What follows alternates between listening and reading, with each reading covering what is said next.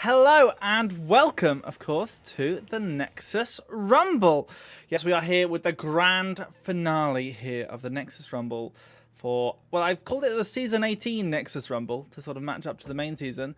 The lower Rumble, of course, here tonight, the best of 5, and I'm joined by the wonderful, the fabulous, the one that Luca loves the most. It is Kex. How are you doing tonight, Kex?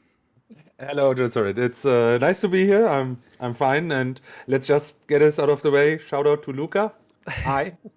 I'm sure he's, waving from home, Yeah, sweating, but waving. our hearts are still connected, right? I might be casting with Transparent here, but in my heart, I'm actually casting with Luca. Yeah, of course. This is a grand final, so it is a best of 5 Kex. Best of 5. We've not had a best of 5 in quite some time in the Nexus Rumble. Not since best of 5s were introduced, actually. That was the first time in Nexus Rumble where it was moderators versus casters, and it was best of 5. And we realized I remember that. they take so flippin' long. I think I actually played that. I was in the casters team, I believe. Well, there you go. I think we played with Yosh and Hater.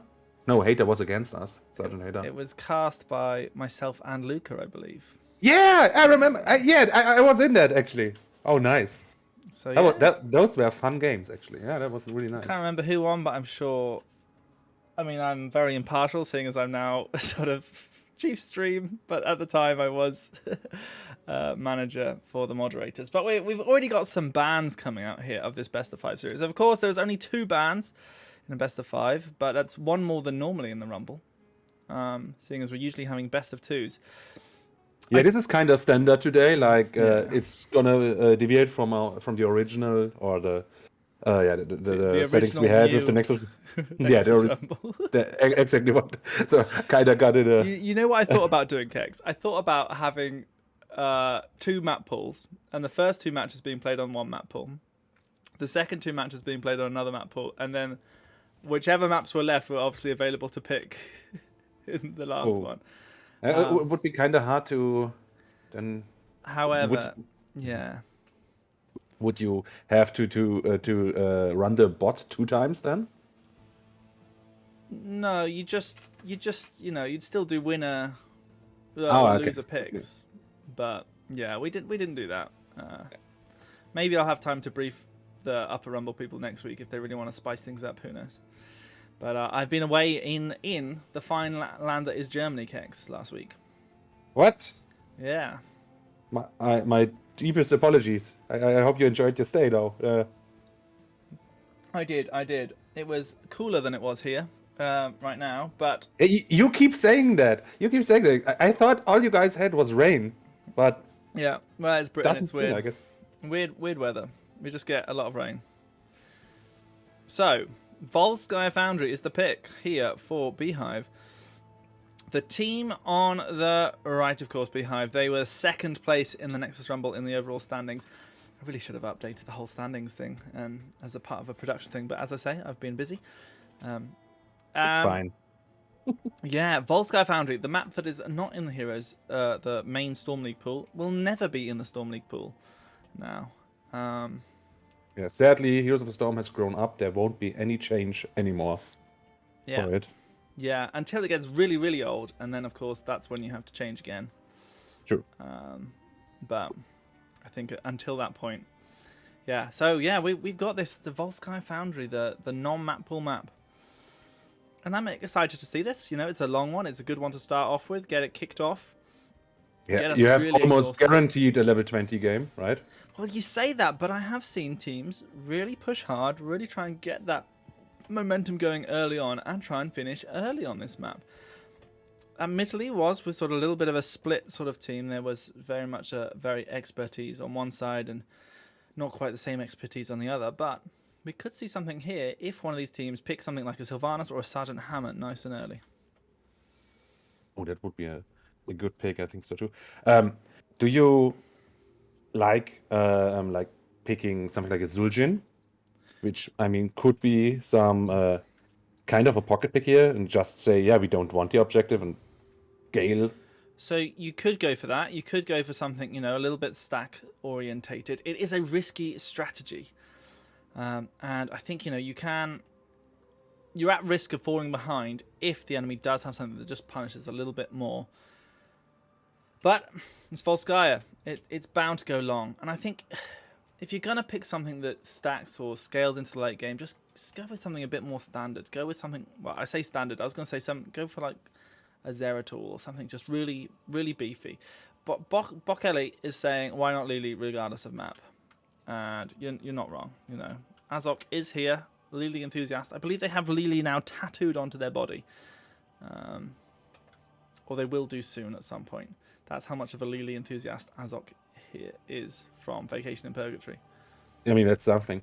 Both of the teams are in Division 5. And yeah, if you look at this, Vacation in Purgatory are 13th right now, with a game less than Beehive, who are in, I forgot, 8th right now. So they are still on track for the playoffs. Might be too late for Vacation in Purgatory. So just looking at divisional stuff, we have our favorite, of course, on Beehive. Yeah, I mean, these guys, they scrim regularly, and as we get into the draft, we'll be able to see what these guys maybe ban out instantly. It's probably not going to be meta, it's probably going to be very directed at each other, especially if they are regular scrimmers. So let's do it as we go into map number 1 here of our best of 5 series here in the Nexus Rumble, Lower Rumble, between Vacation in Purgatory and Beehive, here on Volskaya Foundry. Yeah, sorry for taking so long, but you stretch it out really nice, so that is professional. Well, you know, it's very professional, especially when you point it out, Kex. I'm just admiring you. I thank you. Thank you. I want to be like that when I grow up. All right, so Ben material coming in, I guess. Well, Blaze is still strong, and to be fair, Blaze will still be going strong in Heroes of Storm for quite some time now. Yeah, he will be. I'm not quite sure if it'll be picked up at this level. Of course, we are, you know. Well, I mean, I say this, Kex. This is. I don't want to insult you, but you know, you play at this level regularly, don't you? Well, some offense taken. No, yeah, you're definitely right. I play at this level, and we also pick Blaze. There's just so the difference in lower divisions picking Blaze is that we are not as nice when someone places the bunker. We scream bunker, and if you don't get in there, you're gonna get flamed. Okay. And then you just say something like, "I could have just taken combustion." That's what you do in lower divisions. Okay. Well, we've got some people who are very hyped to see that it is Volskaya, by the way. Still excited about that. We've got Gazlo being banned out here. One of those... I like to think of Gazlo as a chaos pick. I sort of half coach a Division 7 team. They are at the very bottom of Division 7. And nice. My thing to them is like, yeah, just go for it. Pick Gazlo. He causes so much chaos that maybe sometimes you can, you know, just do something a little bit interesting, and that happens there. I mean, he can protect space, I guess. Or room or something like that, and this would be something that you, with the objective, of course, you could try to make a Gazlo work. Chaos is actually a quite good the word describing him there. Yeah, and so Stukov is the ban, and now this final ban here. What is it going to be? Targeted at Vacation in Purgatory. That first ban material. Are we going to see? And it is going to be Brightwing. Yeah, that's a good ban.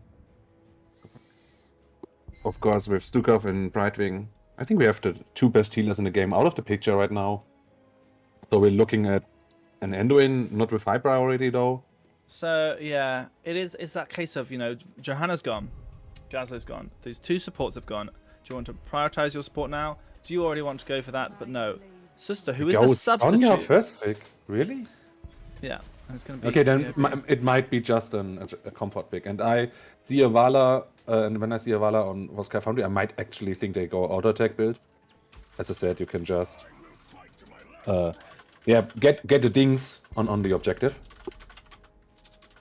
Yeah, get those things. We've got Rhaegar being picked up, so Tony Pona just said, is Rhaegar not considered top 2? Not really anymore. That there was some nerfs that sort of pushed Rhaegar down a little bit. But here we see him being picked up. Very good on this map, just for helping to get those camps, get that wave clear going on. We also see Cassia being picked up by Vacation Purgatory, which I have bad memories on the Cassia, because if someone you might remember, you casted our game against Vacation Purgatory on the Nexus Rumble, and I played a good game on Hanzo, and the last fight they got me with a Valkyrie, and we lost the game. You're testing my memory there, but I do remember that actually. Yoinking you out as the Hanzo and finding you in there. So, Diablo is the ban here. I'm surprised. So, the Diablo ban is a bit weird to me. I'm not quite sure what they're thinking about here. Because obviously they're probably going to be thinking to pick up a tank themselves here on the side of Beehive. And, you know, if they're going Garrosh, they wouldn't ban Diablo. No, they wouldn't. They would welcome a Diablo, right? Yeah. And another tank ban. Okay, so they're trying to limit the tanks. They might have knowledge, I hope so, of the other teams that we don't ban Mal'Ganis. Mal'Ganis, a very good pick here. All right. You know, Anduin can control him a little bit with the roots. Sonya, though, not very good at controlling him. Only has the one stun. Cassia, obviously, no real easy stun to hit on him. So Mal'Ganis can roam free. This makes Garrosh even more viable, because Garrosh can just you let Mal'Ganis come onto you with his sleeping mode, and you just throw him, and it's actually quite funny to observe. And weird. Well, we'll see as we've got. We get a Sylvanas as a last pick. Mad Moth on the May. Okay, let's see. Now, I mean, it can certainly work. Yeah, the May, I would say, is quite slow reactions for a Mal'Ganis. Mal'Ganis should have a decent time here. Nazebo as well, on top of this, that's a late game pick here. You know, Kex, we were talking about that earlier. We've got this going already for these guys. Yeah, so Nazebo will get a lot of stacks here. He can easily double soak in the 4-man rotation. This is maybe one of the best maps for him. Tomb of the Spider Queen might be the best, actually. So, do you know, can May, she has this little push away thingy with her skating, does that interrupt Mal'Ganis' sleepwalking thingy? I don't know that it actually, I don't think it stops it. I think you can stop the channel, obviously, but fortunately the slows is usually enough to sort of make him not do too much use on the other side. We've got people in the chat saying, they're choosing V.I.P. Let Mal'Ganis do what to me? Well, he can suck me all day with that level 10 heroic if he really wants to. Especially if I'm low on health. It's just what I need sometimes after a hard day's work. But yeah, the bets are up now. The predictions, I should say. You can get your predictions. There's 5 minutes on there. Usually put them at the start of the draft, but here we are at the end of the draft. 5 minutes. You'll be able to watch some of the game if you really, really want. Kex, which way would you be pointing your points towards? If the Vala gets stacked a lot, she might be just too hard to get something. So I'm kinda I wanna say Vacation in Purgatory, but I guess I'd say it's gotta be Beehive for me. Well, let's see here as we go into game number 1 here, and Vacation and Purgatory are in the blue. The current leaders of the Nexus Rumble, we've got Azok 533 on the Anduin, we've got Mad Morth on the May, Supernova on Cassia, Lorithalion on the Sylvanas, and Sutzer on the Sonya. On the right side, with the red shirts, we have the Division 6 Season 12 champion, Beehive, with Danny on Mal'Ganis, Zajic playing Nazebo, we have Beedrill on Vala, Hogger played by ERDE, and we have Suwa on the Rhaegar. So these guys, they are fighting for nothing right now, waiting for the waves to clash in, but this Nexus Rumble Grand Final will kick off with this Volskaya Foundry map. Now, blue team, they are positioning a little further forward, but they have to be careful. Valor's gone for the stacks, so has Nazebo, and they are already putting so much damage on Mad Morth. He's falling lower and lower, and that's going to be a nice first blood here for Beehive. First blood there. And just as you said it, the ice skating just pushed him back a bit. It did not stop the sleep. Yeah, I remember my things. I'm a Mal'Ganis full games player. As I predicted, we will have Creed of the Hunter on Vala. She already has 18 stacks in. Yeah, I mean, that's going to be very useful if they have to concede the objective, but if not, you know, stacking on Mei is not too difficult. She has the blind, of course, but she has very little sort of danger zone around her other than her sort of combination. Yeah, true. We see the red team now going for the first camp, and blue team will soon do that too. Yeah, there they are. Normally, if you are the faster one on the turret, you might go for the support camp. I don't think this is possible here. Yeah, so it looks like they're just going to be soaking on the waves. You know, that's what you have to do in Nazeebo. You have to focus, soaking these waves up, making sure you get that. They see Azok is mounted up. They're waiting for that rotation. However, as soon as Mal'Ganis went missing, Azok made sure... Oh, Azok! Okay, he sniffs it out. He knew, Mal'Ganis had too much garlic. But they go for the support camp now. Yeah, well, this is the thing. Erda has come up here, Kex, and that means that they are now 5 versus 4 if they were to fight on the support camp. Okay, this is of course a big advantage for the next team fight. It actually provides really good healing. And, I mean, we have almost, I think, half a minute the first objective is started. I think it's about 3 minutes in. Yeah, we should be seeing a warning popping up here in just 7 seconds. And on the other side of things, Mei is debating what they're going to take on level 4. Now, I'm not quite sure what they could be debating. From my understanding, you know, it's all just about the ice skating talents. But we do have here Crystallize. So, reducing the cooldown of Cryo Feast to by 10 seconds and gaining 40 spell armor. So, which might help against Nazeebo, but the auto attack Vala is just laughing at that. yeah, I mean, it's... You know, I don't ever really want to comment too much on talents, but for me, you know, having a little bit of more of your kit availability could be good. But I know that Mad Morph plays a lot of this Mei. I'm sure they feel see a nice push with the... No, not with the Black Arrows. Black Arrows are not on cooldown. They are on cooldown, 2 seconds. Now they can use it. This is a really nice push going on top with the camp. You might have even... Could have even opted for Mercenary Green or something like that and boosted even further. Yeah, and I'd have... They are willing to give that. Oh, I don't think that's smart. Yes. So go on, Blue Kex. team actually... Oh. Sorry, keep talking. No, I was just going to say thank you very much for the subscriptions here from Heroes at School. Gifting 10 subscriptions here to the channel. Thank you once again for the support. Thank you, Stefan.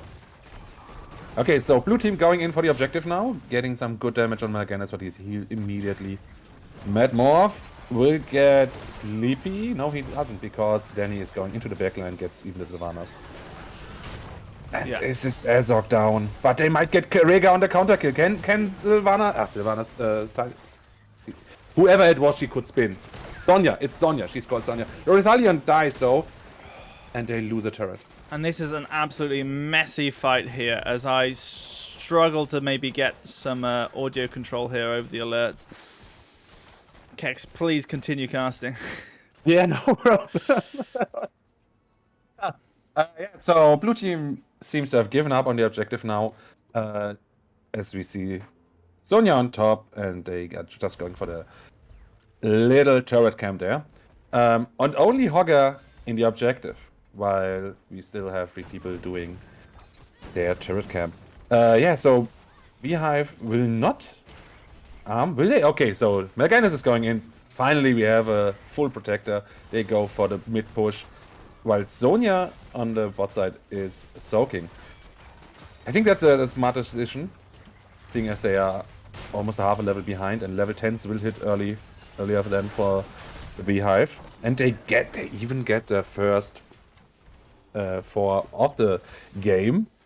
It's looking good for the red team. It is, but it was an interesting choice going for mid-4. You know, it sort of will control a little bit of the rotational vision and get them a little bit of the passive XP coming in, but it won't really net them anything in terms of positioning on this next objective or the one after that. So we'll have to see what these guys do, as level 10 is now picked up here for the red team. We have Ancestral Healing, the Ravenous Spirit coming out, the Hortapult, but no Dark Conversion. This time it is Carrion Swarm. Ooh, I would have liked that. Yeah, I myself, when I play Hogger, I like the Shockwave, but Horderpool can bring so much utility just to, like, place the loot horde into the way of someone. That's really nice, and I guess you can do something. Do we get a gank onto Sonya? Yes, we do get a gank onto Sonya. Can she jump out? She can. Slightly mistimed. This gives the blue team a bit of time to do a camp and soak on mid again. Yeah, the value here of Leap just helping out a bit. So we have sort of a bit of a mix and match build here with the Sonya. But they should be able to just find themselves a bit of mobility and a bit of sustain with what they have picked up. Now, once again, Sylvanas is looking to maybe try and push in this top. Supernova goes for a hook, finds it. Once again, the roots are there, so is the stun, and Nazeebo gets taken down. Beautiful. Really good stuff. Unfortunately, they should be able to go with Black Arrows now. They should indeed. Oh, they no. did use Wailing Arrow, though. They tried to interrupt Danny. Unfortunately, it did not quite connect with him. It was sort of used instead to finish off Nazeebo. Now, they're going to try and push in here, but I think Bedril on this Valor should be able to put enough pressure, or counter pressure, I should say, on the enemy team. Yeah, true. I do want to say something, though. Look at the Nazeebo stacks. We are already at 110. I mean, this is why we are 7 very minutes good in. for this. Yeah. When that level 20 hits, it's gonna be really, really tough for the blue team, so... Ooh. Trying to get the Mei. There is an ice wall, only separating them, and we even get a looter pulled, Horder pulled it's called, sorry. Yeah, and so now... two ults here used. But what did they really gain out of those 2 ults, in all honesty? Yeah, I mean, obviously they traded the ice wall for the Horder pole, pretty much. And so the blue team are doing a good job here, stabilizing, really allowing themselves to come back into this game nicely after having a little bit of an issue and even dropping that first early fort. They're not that far behind in XP right now. Yeah, but now they have to be careful in mid. There might be a gank coming. Okay, red team does not want to commit though. No, I mean, the red team got nothing to commit to in mid. You know, they need to be thinking about top instead. And they've sent Nazeebo bot to get some more stacks, but they themselves, in top, have this Valor. And they are more than happy to put the pressure on. Madmorph looking at that flank, thinking about it. They have Ice Wall in 3 seconds. Now is the time to pounce. Go for it. Find something. Find that Ice Wall. Sonya is also joining the fight. Now they want to fight now. It has to be now. And there is actually a Vala coming in. And if everything works, and it should work, but we have the Ancestral Healing by Rhaegar to deny. Really good pre-ancestral healing, but a good sleep here. Sister has to be sort of... We have an umbrella! We do. I did not realize we have an umbrella. But Mei still goes down, even with the power word, holy word salvation even.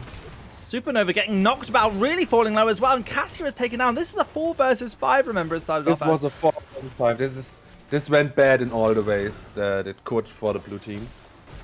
I think they kind of overlayered their CC, like the Valkyrie got Vala, but they also jumped with Sonya onto her with the leap.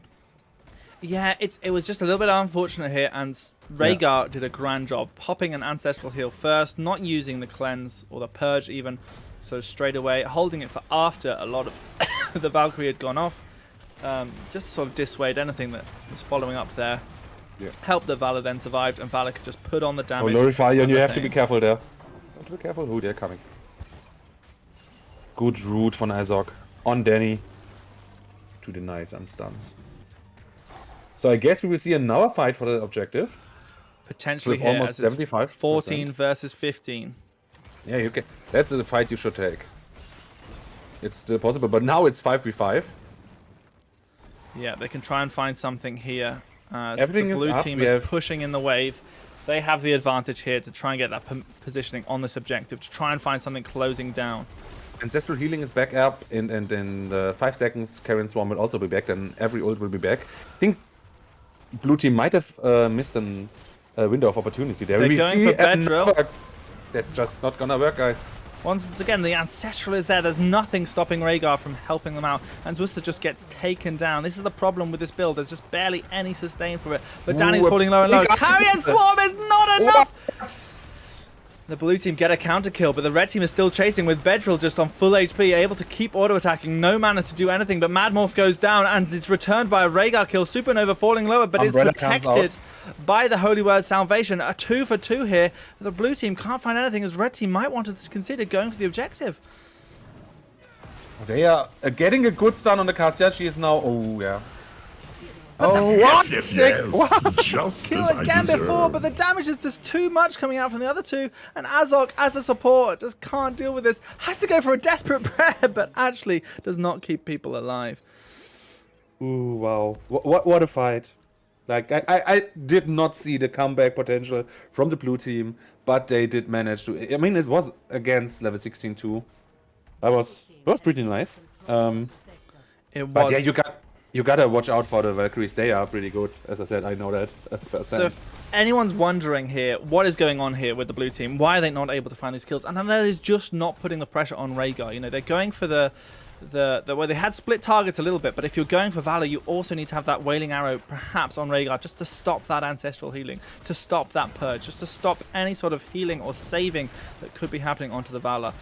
And, you know, that's just where you might see that happen in the higher level games. But here in the lower Rumble, Vacation and Purgatory are doing so well, coordinating a lot of their CC. But there's another Valkyrie, but a nice Ice Block denies it. And we get another, oh my god, the Unstoppable from May denies. Oh, but that sleep to stop the Holy Word Salvation. Cassia goes down, Mad Morph is falling lower. Azok is having to escape by themselves. They do go down.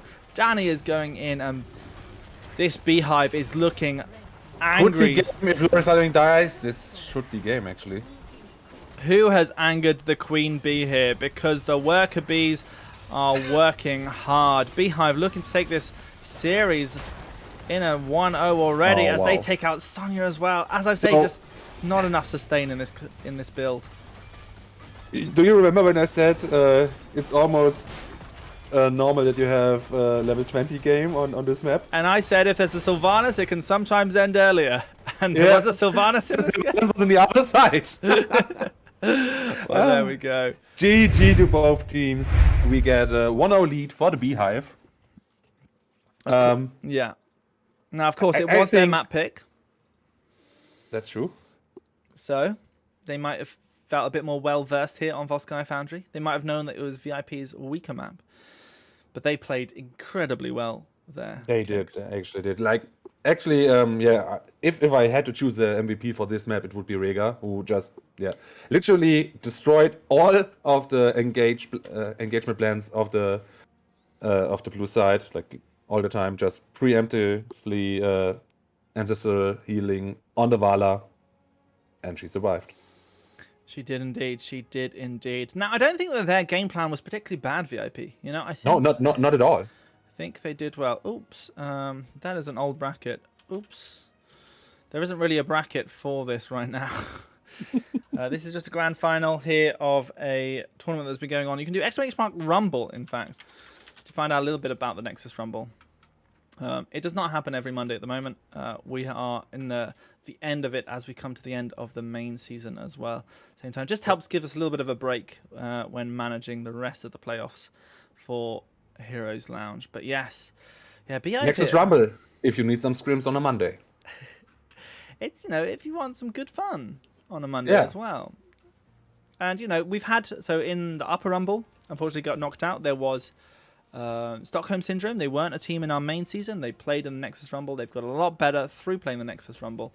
And it just, you know, gives you a good competitive atmosphere. You get a little bit of a range of different maps. I really like the name Stockholm Syndrome. Did they like when they were defeated? I don't think they did, but, you know, I can see where you're going there, Kex. I can see where you're going. Maybe they did. Yeah. Erda here cheering themselves on. They did a fantastic job on that Hogger. Really knocking that Cassia about. I have a second map. Do you want to guess what it is? It was just Ezoku was... Oh, come on! I was going to say Ultrac Pass, but I think that's already been banned out, actually. So, is it Sky Temple, perchance? Did you know that? What? It's Sky Temple. It is. Let me just set But up this was picked by the blue team. Yeah, Vacation in Purgatory, Azok, opting in for the map pick. Maybe they have something special planned here. They could do. I mean, the Sylvanas obviously lends itself very well to this map, and it's a sort of much better place to be.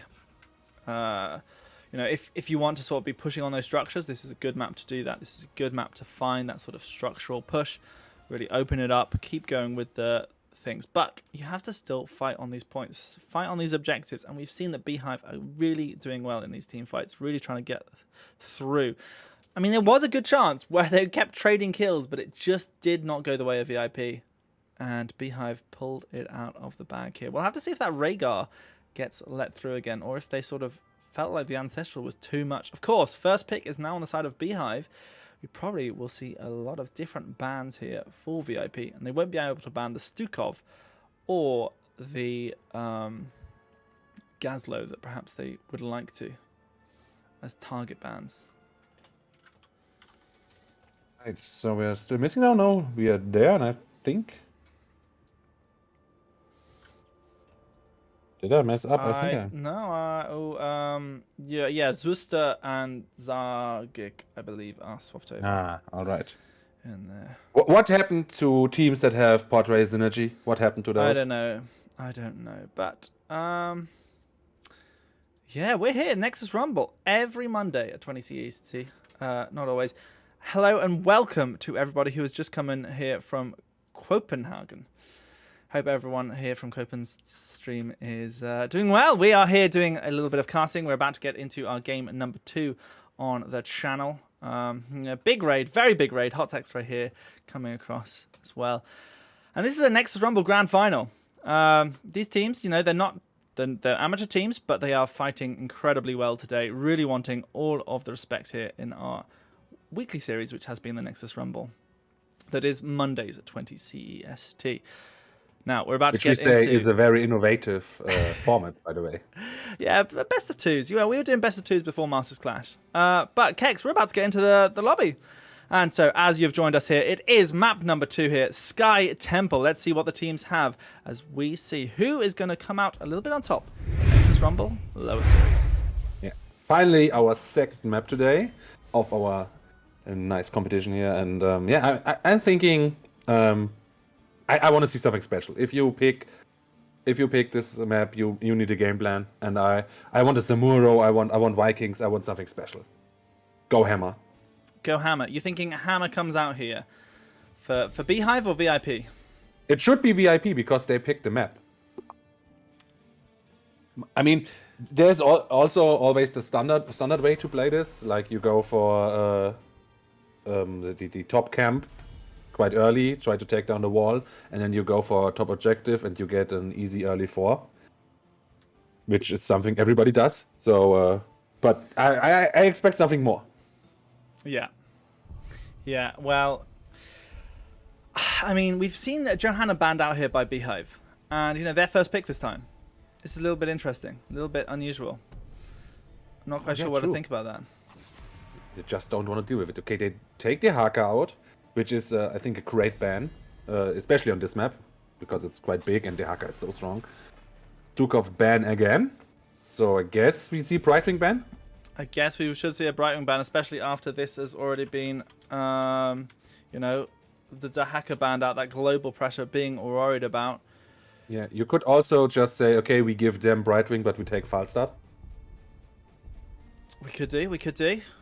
But, you know, there's still, you know, if people who have just joined us, if you want to see Lili gameplay, it might be happening here today, so stay tuned in. Oh, yeah, true. But we have the Valor band up. That's what they felt that Bedrill was doing a lot of damage on, and they were, indeed. You know, Bedrill was really ramming into VIP here on the Valor. That's true, yeah. Definitely doing his job there, getting some stacks in on the Creed of the Hunter. And we get a Rhaegar first pick, yeah. I mean, definitely. That worked out so perfectly. He played so well. That's just the right decision there. Yeah, I but mean, we could see now Falstad and Brightwing on the other side. Yeah, I can imagine the VIP are definitely considering that Brightwing. It was banned out like first, well, not first last game, but it was in those first rotation of bans. As I could be thinking about it here, certainly on this global map pressure. And there it is, Brightwing, but with the Kel'Thas. Kel'Thas? Not what I was expecting here, Kex. All right. But I mean, I said I wanted something special, and we could say Kel'Thas is special, so I'm happy. I'm thinking Pyroblast.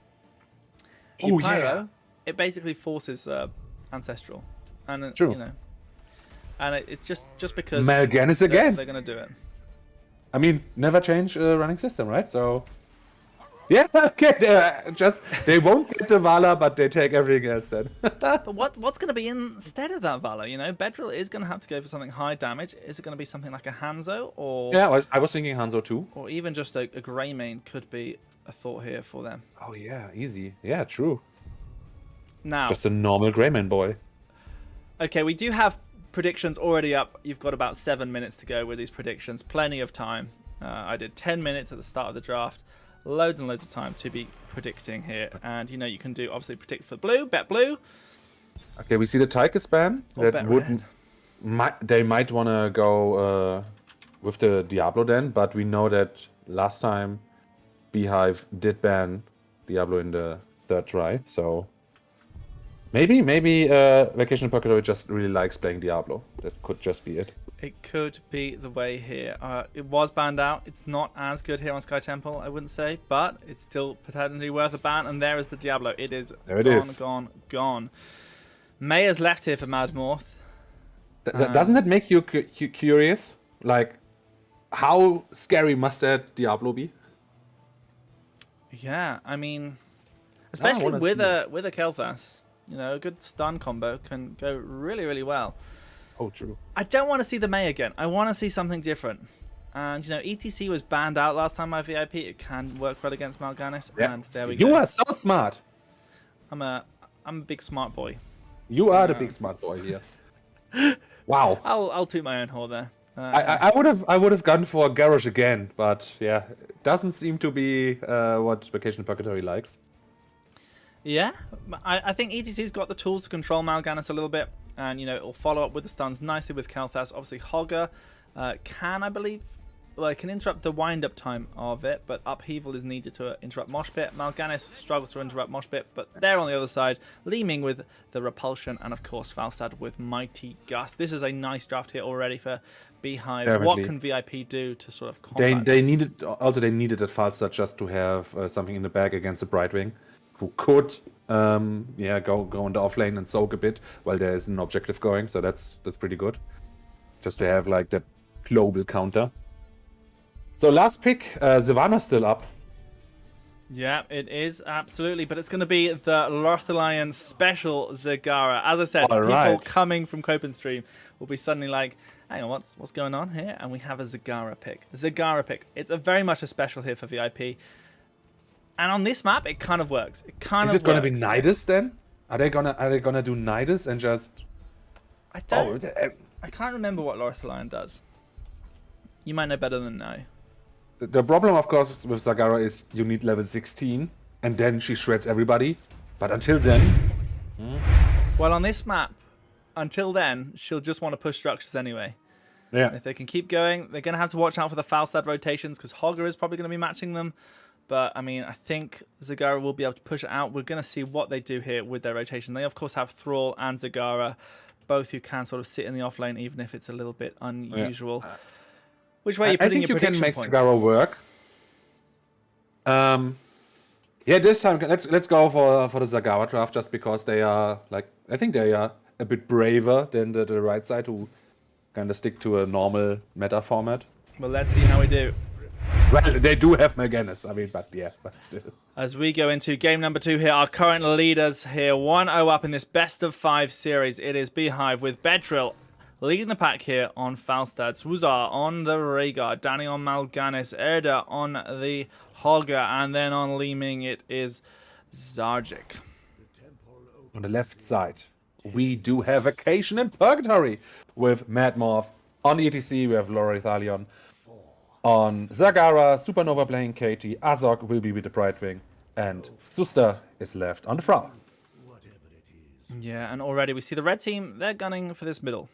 And, you know, blinking in, just trying to put some early damage points on, but the blue team playing very patiently. That Thrall's going to be scouted out at the top, and, you know, the red team will be wondering, where are the blues? And ultimately, They don't really need to worry about where they are. No pressure is being put on the map right now. Yep, not at all. We have Brightwing on bot side, just trying to not get any soak to get to waste. And now we have Erde and Suster on top. So yeah, everything like it should be. We have and like a nice ambush maybe from Danny. Who's trying to check the bushes. Loritalion does not know he's there. Yeah, so at the moment we've just got the Brightwing here for that solo soak, but has to be careful here. Danny coming for the rotation, doesn't go for it very aggressively. Meanwhile, in the middle, it is Supernova Madmorph. They've cleared the wave nicely. It's Kel'Thas. Kel'Thas clears waves. That is why they've picked him here, just for a little bit of double soak. And now that they know that the red team are sort of doing other things, they've brought him down to help clear this one. Of course, he has gone for globes on level 1, but Madmorph has gone for block party on the other side instead. I mean, Thrall's auto attacks can hurt. But he's on the same team as Thrall. Oh my god. So he doesn't have to worry about the Thrall. Yeah, I'm sorry.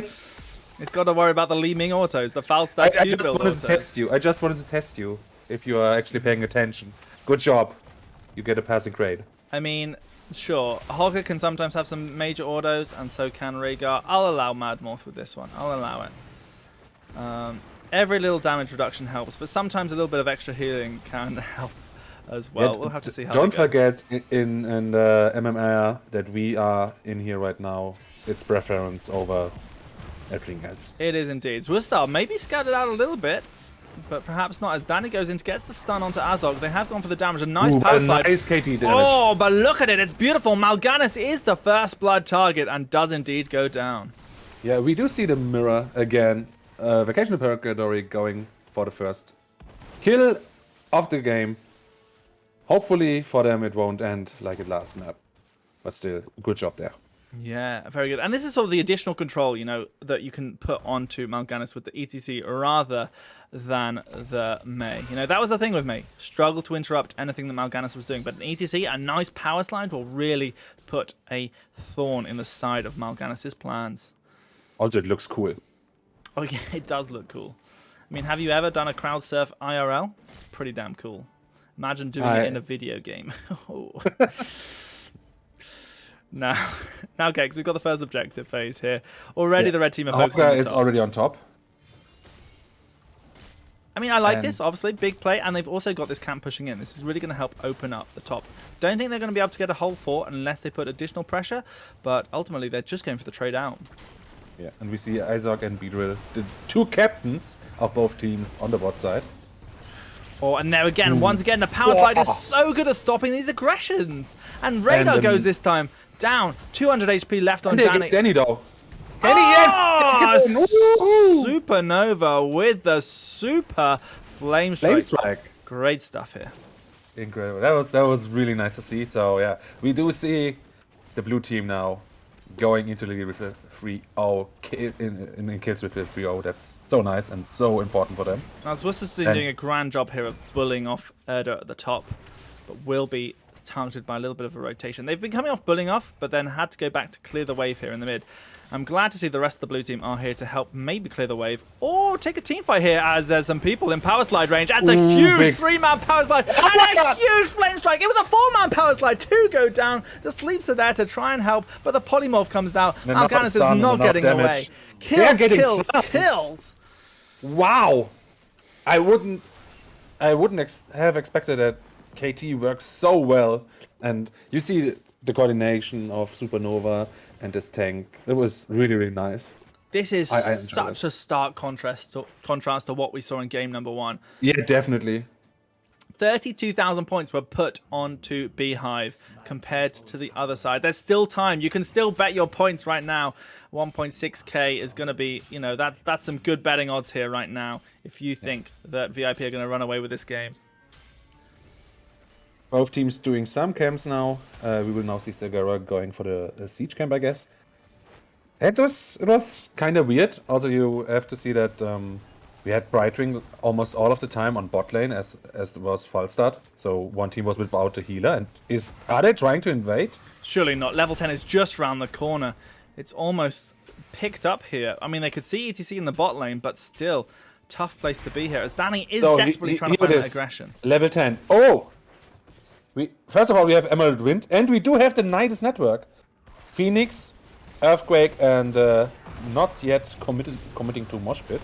Yeah, it's a good route here, but Zwuster could be in danger here as he's not got any more sustain options apart from a Brightwind coming in and an Emerald Wind to disengage. That is why we have seen it here. A bit of boss control and disengage for those things. Really good save here by Azok. Yeah. It's really important, I guess, because the enemy will have Gust. So whenever you do a boss, you always have to think, oh, Falstad might come. He might Gust us away. We might have a problem here. So that's pretty nice. Yeah, and the Emerald Wind obviously does a similar thing of sort of mini-stunning people for a little while. We do have the Mosh Pit picked up available. I'm not sure if we've already said that. But that's going to help. Falstad wondering what to pick here. Should be Gust. Surely it's Gust, but they might be thinking about going for something else. No, Gust is the pick. Worcester's going aggressive here. Has to be careful, though. There's still enough damage on the other side. No Blink heal. Won't be able to keep him no topped roots, up. sadly. That could have been big, actually. So far, though, this next objective has... will be in the bot lane, and a little bit has been opened up here by the blue team, but I don't think red team are going to let them get away with it without trying to pressure this top fort at the same time. By the way, did you see the cheeky Nidus Worm on the objective? The cheeky on the objective. Well, not on, but near the objective. We've seen it. We've clocked it. Chad have clocked it as well now. Everyone's all together, and look at those banelings just damage. punishing Li Ming for standing in that bush. Good route here on Danny. The stun tries to go through, but there's too many minions in the way. And Danny gets away. Yeah. The two global heroes are still in mid lane, so nothing new here. Yeah, and they just flew in, and they might go for a gust play. Two people gusted away. Lorithalion on the Zagara will fall here. Oh. Morph looking for that mosh pit, finds it, but but Kartik has the repulsion, goes down. Nice, Ancestral again. Supernova might fall. No, Speed and Spell Shield will save him. Supernova. No Earthquake Susta is way in deep. I mean, this is what we saw earlier from Vacation in Purgatory. These team fights just consistently go over to the side of Beehive. The power that ETC has in the ganks just cannot compete here with the skill that Beehive have in these team fights. Yeah, they just needed to be really careful with the Gust. I mean, everybody knew the Gust engage was coming. And when it came, nobody expected it then. Which seems weird and off-putting. Are they going for... Well, they're going for a little bit of an aggression here. You know, they might as well. They see Zagara is But top. level 13 will be... Oh, okay, they don't want to go in. I thought blue team could have challenged that. I mean, they were very split here, and I think you can give up this siege camp no problemo, and you're not going to be thinking... Then, you know, the red team aren't going to be thinking about a boss here. It's more important to get some soak, get some push out in the lanes, because you need to be considering this top lane being pushed and concentrated by the red team at a later time.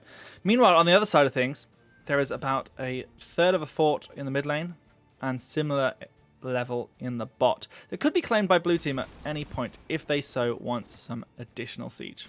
We have a nice Hogger spin to do a camp on the right side, and now, no, ETC does not want to engage. But finally, Kathas has his shield, which will give him some survivability. Might have actually helped him with the engage last time. Yeah, certainly can do, or is going to have to be pushed back a little bit here as the blue team take a risky rotation, not unpunished by the reds, and the red team, knowing the Thrall is on the top. Thrall is top. They should do... They go for it. Madmoth scouting out here on Danny. Can they put the pressure on? You know, you can almost go for a solo mosh pit if they really wanted, but out comes the sleep. Sleeps onto 2. The orb follows up. Azok falling a little bit lower. But out comes the mosh pit. Maybe it gets interrupted by Gust. The Gust is too early, though. They're able to get onto the point. The boss actually goes over to the red team, but they get a couple of kills to boot on the other side. Blue team coming out here with an okay trade. A boss for 2 kills will really put them in this game. Yeah, but Zasta has to really care here. Oh, Rhaegar might go after him. No, they won't get him. Oh. All right. Yeah, I think it's fine. I think that's a good trade. Oh, Zusta having to use their level 13 here just to keep them alive. I mean, it's a 15-second cooldown. It's such a good ability. That level 13 is such a must-pick here. Even against Spell Shield, it is a tough call. Yeah, Falstad just trying to confirm top 4, which he will easily do. Nicely done. Meanwhile, on the other side of things... on the other side, yeah, blue team are just going aggro. That's a good idea. Sunmilk Like- saying, was Gus pushing ETC out of Mosh Pit? They certainly did. They certainly did. Nice interrupt, but it was just too early as Mosh Pit did not go on full cooldown. Which level 13 talents are we talking about? I was talking about Thrall's Frostwolf Grace here. Giving him a little You bit know, of healing. you can activate the trait of Thrall and heal yourself for a bit, which is nice. It's a very good talent on Thrall. Absolutely. Great for Yeah. some additional sustain. Now, Thrall has to be careful here. Nice route. Once again, this CC is so good at controlling the Mal'Ganis, but the trap has been set the other way. Madmorph trying to find something. The Gus comes out. The Sleeper's on Zvusta, though. Zvusta's falling lower and lower. They need to be careful. Madmorph, they're able to find the kill onto Hogger instead. Meanwhile, the Brightwing went in with the Emerald Wind, healing up Zvusta fully, but Azok is falling lower and lower themselves. Zarjek is fully getting there. Rhaegar goes up in the top of the thing, at the top of the team fight. This is so spread kicks right now, but I think Brightwing is able to survive. 2 for nothing here for the blue team. Yeah, good reaction, really nicely baited there. I think nobody expected the Spanish Inquisition in form of ETC, They get another kill, Kex. Another kill. and that is kinda belated. So 30 seconds without a tank. Sadly, there is no boss to do. Like that would be the perfect timing for a boss now. 2 minutes 50 on that. There's some siege camps up and available, and there is a little bit of siege to be done here at the top, as that objective did not take it out completely. I'd like to see a little bit more aggression here. I'd like to try and push it out, but at this stage of the game, still the death timers are quite low, and it's a long way to get all the way over to the other side of the map to do any physical siege. Marino in the chat is very, very happy to see Mal'Ganis, obviously a player from Shoryuken, another team that has been in Division 5 in the past. Yeah, good man. And guys, don't think he has bad eyes, so he uses caps.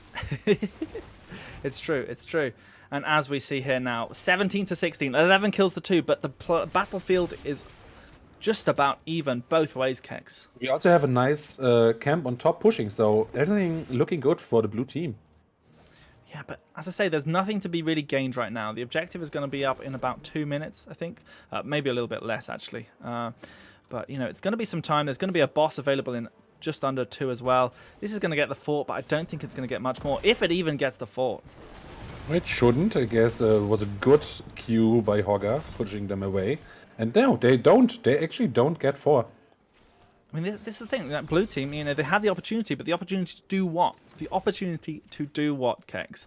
Yeah, they just need to stall for level 20, right? That's all they can do. And they're going to find Danny here. Walking right Madmorph into Danny. should be punishing here. Punish backwards. Punish backwards. There's a good stun. They get the stun as well, meaning that he couldn't get off his carrion swarm, and that is the kill you need. That is the kill you're looking for. Yeah, and now you can fight for this camp. A lot of heroics being popped here. Gust, by the way, was used to try and pill from Mal'Ganis, but it wasn't quite enough. And they're going to get this this bruiser camp, and they just need to auto attack this. Come on, Madmorph. Yep, there we go. Couple of auto attacks. Finally, it is done. Yes. Now they see, of course, that Falsas is on bot, sorry. So they decide to go instantly for the objective. This will it take down the whole keep? No, it won't, right? No, not quite. Definitely not. I would have liked to have seen them push out top a little bit longer, because they did see Falstad go bot. They had a little bit of an opportunity to maybe get a cheeky bit of siege damage, especially with the Zagara, but they've gone back, and they've gone back for soaking. Playing it safe, trying to go for that level 20 advantage a little bit later, as the boss will come up soon-ish, Kex.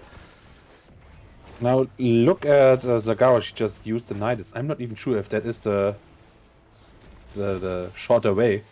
But yeah, they are going for a teamfight here now. We see the Hoarder pulled and the Ancestral already down, and Hogger just gets deleted. ETC, though, is in the back in a lot of danger. Brightwing is going to come into the phase shift. They're able to reset this. Really good play here from V.I.P right now. And Danny is in trouble once again. He's going to get the Carrion Swarm out. It's a really good cleanse, allowing him to get it through. And now they just have lost the Hogger, but Li Ming, oh dear, 20 HP, 30 HP. She lives! The Chain Hill is there, but the Mosh Pit on the other side, they're getting 2 kills, getting 3. And there's the 4th on the top of it. Bedril is the sole survivor here in this team fight.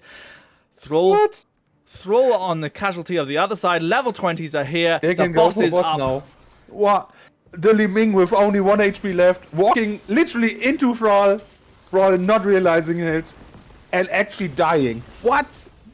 That was amazing. Has the apology saying, I'm in danger here right now with the with the Twitch emotes. I mean, I don't know that this is quite GG just yet. Gust is going to be up in 3 seconds. That's going to be available for the defense. So is 20 seconds on hero timers. They're going to be able to push down this bot lane. And it's good siege with the Zagara, but is it endable?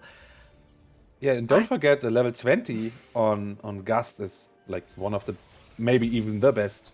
They've not got 20 yet, though, Kex. They've not got 20 yet. Yeah, but they will get 20 before. It looks like the blue team are going to play this slow, and I'm not sure if I agree with that. They've sent Thrall back to defend top. They're thinking That's something about that siege Zagara damage. should do actually with the Nidus.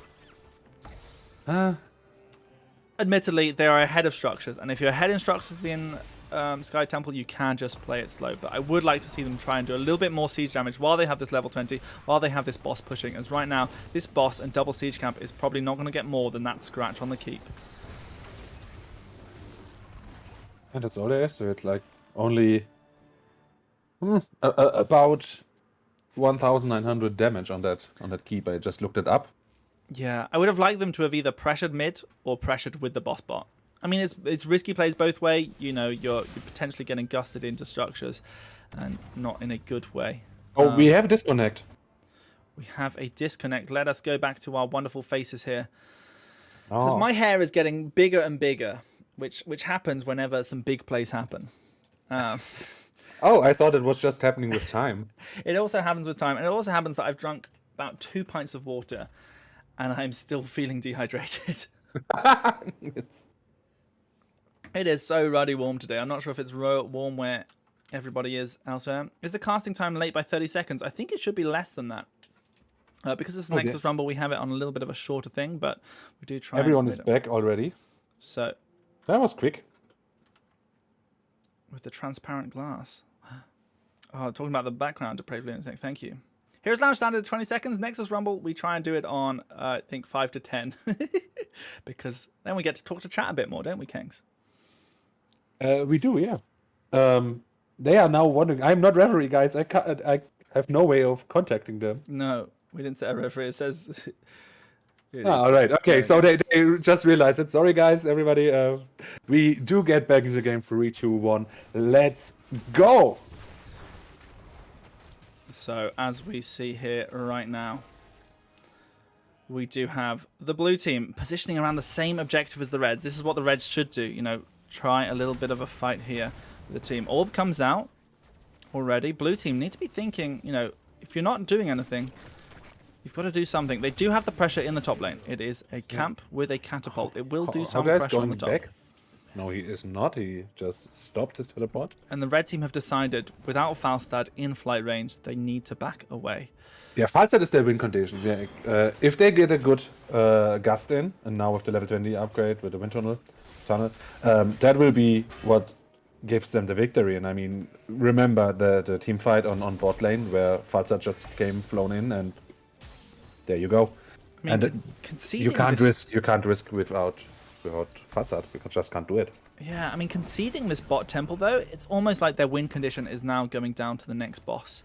And the red team will have to stall out to that point. You know, there's just going to be so much damage coming here. Zwister is in a little bit of danger. This Q build, Falstad is chunking a lot, and Zwister is going to have to use their Earthquake. The Earthen Shields come out, but so does the Brightwing here. Able to get a little bit of healing. They do, of course, have the Emerald Wind, but not the level 20 upgrade here. It's just going to be a lot of shields, and the Earthen Shields is keeping Brightwing alive, even through these sleeps. Danny falling a little bit lower. They don't have that level 10 ability available. And it is going to be a nice power slide here from Mad Morph, putting on there. The Mosh Pit is solo onto the Rhaegar, and that's going to be enough to get them one kill and put them in such a good position for the rest of these team fights.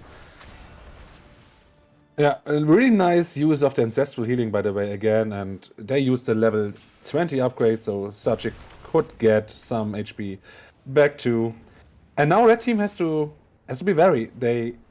I mean, they can still give one objective. This won't end the game. But boss is coming back in 1 minute 40. Are they going? So we'll have to be so careful there. Oh, it's a good power slide from Mad Morph. There is no carrion swarm. Danny's going to be in grave danger if he cannot find an escape here. Bedroll is available, does have the wind tunnel available. They do manage it, but with the blink of Falstad, with the brink of ETC, they're able to keep onto Danny, but not keep on enough as he does get away for now. Really well done here by Red Team, using their cooldowns defensively as they need to. Yeah, kind of greedy to go in the first place, but they managed to secure the life of the tank, and that is invaluable here. So, as we now have it, the blue team, they're taking this camp, but Rhaegar is up and available. Falstad's Gust, 30 seconds away. And you know, that's not a non-cooldown. That's going to be up before the next boss. The boss is the win condition now for the red team. This is how you come back on Sky Temple. It's boss or a mega team wipe, and you just run through the lowest HP keep. And, you know, but that has to be much later. You just described 90% of Heroes of the Storm. Okay, well, I mean, just, you know, you're going to have to wait till death time's a little bit longer. We're only at 20 minutes right now. Oh, Thrall is so ballsy. He is, but he has the Earthen Shields at level 20. He has the heals from the level 1, the level 7, the level 13. So much healing available here for Thrall. And with that, he can sustain until the Brightwind comes in. A nice route here onto Mal'Ganis. But Mal'Ganis is still chasing. The Polymorph comes out, putting a lot of damage on it. But the Hortipult is there. Azog has to be careful. Do they have the Soothing Mist available? It doesn't seem like they want to. Out comes the Hogwild. The Ancestral is there, but also there is a really, really good Gust on top of the Earthquake. This means that this could go either way right now, and no one seems to be on low health, Kex. No one is dropping low, and now we have Thrall again in really, really deep. Can the little bot get it? No, he can't. Like, I think maybe Thrall didn't get a memo that the blue team just wanted to play a bit. They get a Hogger though. Yeah, but on the other side of things, ETC does go down. Out comes the Emerald Wind. Can they find the kill here onto Li Ming? There is no Ancestral. There's not a lot of healing here. Zwastar just using the Chain Hill, but Larthaline is going to fall so quickly here. Li Ming and Bedrell doing a great job putting the damage, and this is exactly what the red team needed to come back into this game. They're going to be able to even up the keeps at least, if not try and find themselves a little bit more. Of course, boss now should get bot keep, and there's the wall is still there, but it should be enough here. 21 minutes in the game, that boss should be strong enough to get keep. It will be getting keep, but once again, I don't think this is an end game scenario. They do have the wind tunnel back now, though, so that is I'm not sure. So the boss is going to be on bot keep. The temples are on mid keep and top keep for the time being.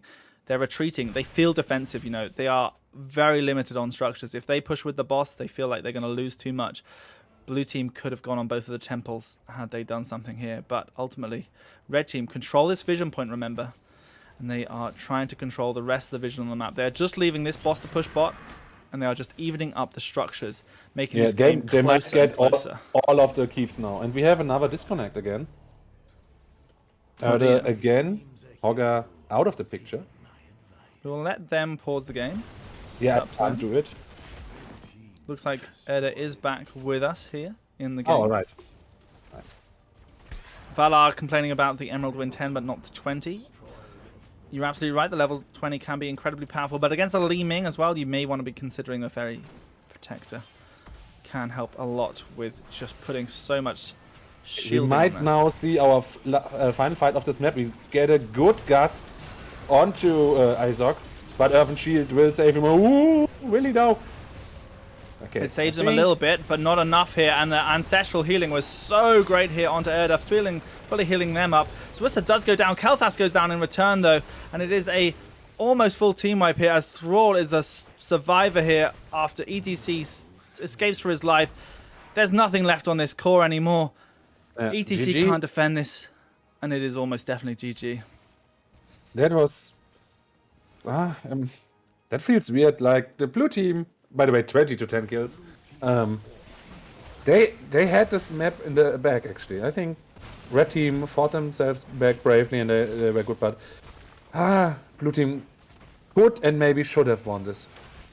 They could, should have, but it's one of those things of like, how do you play from ahead sometimes? Finding that. Falstad does go down. This is not over yet. If they can block a lot of the orbs, they may be able to do something. They need to consider about the catapults. I mean, I don't think they can really do too much, especially as the game is just gone. It's GG. I think this map is like the literal case of this saying, like, if you're ahead, get more ahead. Yeah. And as you said, blue team, like, they were ahead and then stopped doing anything for like 30 seconds or something. So it was those times where they got the boss and, you know, they they just sort of they left it to push in, and it got very little damage, and they didn't push elsewhere on the map either. Yeah. And it just means that you don't quite get the same amount of impact when you are ahead. It's just, I mean, it does feel risky, especially when you do feel like you've got control. But at the end of the day, if you let all 5 people come back alive, there's going to be a team fight at some point. Yeah. And By really the way, well done by Beehive. Beatrill asking for a 5-minute break so they can restart this router. I think that's absolutely fair. We can keep talking for a little bit, Cakes, can't we? Yeah, sure. So, it is the end of the season right now for Heroes Lounge. I believe round 10 is up and about. Yeah, it was announced today, so everybody has his last opponent assigned. Yeah, so in approximately 2 weeks, there will be a playoff preview show here on this channel, where we'll have some of the stats of the season, a bit of who is who on there. As well, next week, Monday, we are going to have the Nexus Rumble Grand Final of the Upper Series, which will be between, I believe it's Unleashed and Munchies, 2 formidable opponents who have played through the whole of the Nexus Rumble pretty much. Well, Munchies certainly. Unleashed, they sort of battled their way mid-season and finding themselves as Unleashed were very much impacted by the war in Ukraine. So they've True. so they've done great here to join in with the Nexus Rumble in the latter half and find themselves some qualifying points. Yeah, I personally am a great fan of the Munchies, just because like my nickname is Keks, which is just German for cookie, and I kind of think that we have this wavelength that we are on. Like good team name. Well, we can always be counting on having the Munchies at some points in our evenings. I try to stave off the Munchies with a banana. That's usually my go-to. Wait, I think I once watched you eat a banana on stream. I mean, I've done it a couple of times. Let's be honest here. Let's be honest. Yeah. But that everybody in chat, if you have time, go to Transparent's stream and watch him eat a banana. It was really amusing. That was actually nice. Yeah, I might stream again soon. Who knows? I'm just such a busy boy these days, Kex. Busy boy. It's the summertime, and I'm sweating. Reporting Transparent stream for sexual content. I mean, Hamas. You wouldn't be the first one. I mean, just look at her face. How wouldn't it be sexual content? That is. Just take it as a compliment. Thank you very much. Well, I need to do the predictions here. Predictions went out, and Beehive, they did win in the end. You know, those 95% went over to predicted Beehive, and they were the winners. Chat is smarter than us. Apparently so. It looked so good here. I mean, I can maybe able to show the post game stats here on the screen if I just transition. Hopefully the audio is still here as well. Yeah, we can see on the side here of these teams, 21 kills to 10. Really looked like the blue team's game to lose, but lose it they did as red team went up 2-0. A lot of damage coming out from Thrall. Those Thrall aggressive plays really meant that they could be trading a lot of damage. They were trying to do it a lot into the late, but it was just that wind tunnel from Bedrill that really helped out. As you can see, the builds coming out here from them, using that Q build, having that extra spell power and cooldown reduction, and also then the wind tunnel at level 20. Really good usage of those level 20s ultimately. Yeah. I think blue team, like, they tried their best to survive it, like with the Earthen Shield on the Earthquake. I might have to join Vala in saying maybe the level 20 Emerald Wind could have done something, maybe. Yeah. But as you said, I mean, there is a limit, and you want more spell armor or just more people to have spell armor. That's fine by me. I'm not a healer. I think it's definitely a thing. Like, obviously, Emerald Wind 10 can be a bit iffy. Emerald Wind 20, absolutely complete chef's kiss. However, yeah, I mean, you could go for Blink Heal. I don't know how many times Emerald Wind sort of saved people. I think it might have been once or twice. But yeah. Here's a school bet, 25,000 points. If you're wondering who's smarter than us, well, there we go. I always knew that he was a smart one. I mean, he is the heroes at school. That's the teaching. Yep. Comes from them. Schooling us every time. Good boy.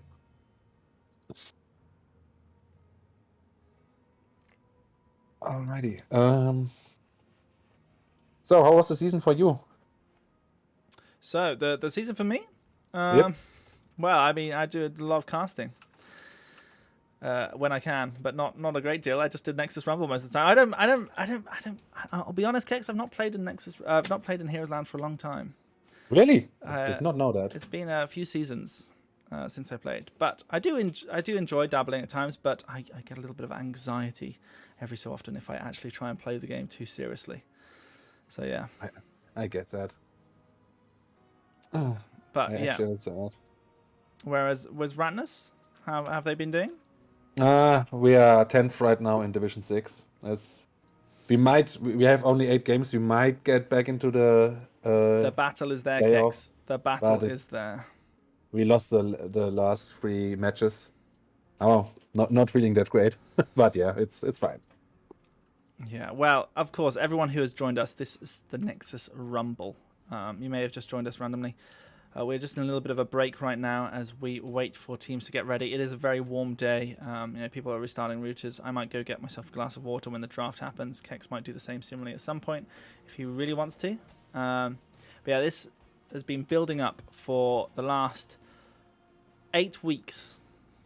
We've had this where teams have been competing in best of 2s to get points on the leaderboard. They got 3 points for a win, 1 point for a draw.